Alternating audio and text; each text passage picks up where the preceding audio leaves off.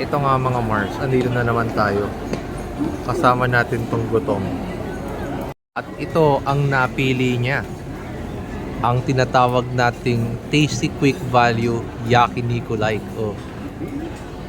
So ayan, as in sobrang haba ng pila pa guys. Ayan oh.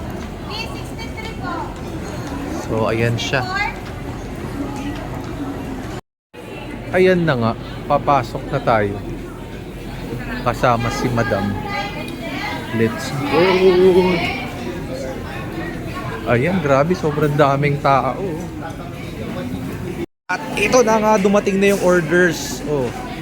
So, ayan, lulutuin yan dyan. Oh, ayan yung matakaw nating vlogger. Oh. Yun, oh. So, anong set to? Basta, ayan. Tapos ito, smoke something. Nasa around average yung price, nasa tig 400 per order. Ayan. So, yun. Kain. At ayan na nga, nagluluto na ang matakaw nating asawa. Yun, oh. Let's go!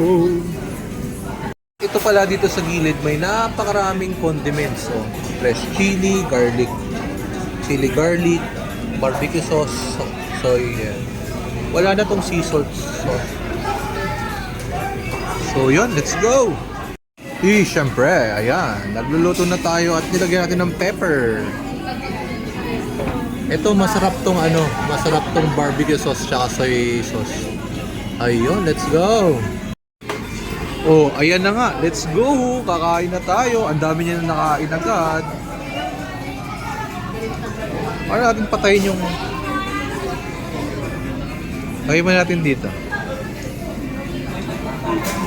Ayan.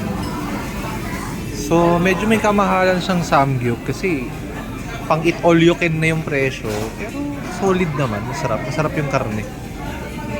Ayan, let's go.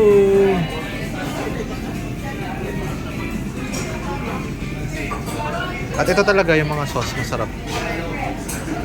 Yun, kain. Ayan na nga, tapos na tayo. Napaka-yummy, saucy, and yummy and peppery.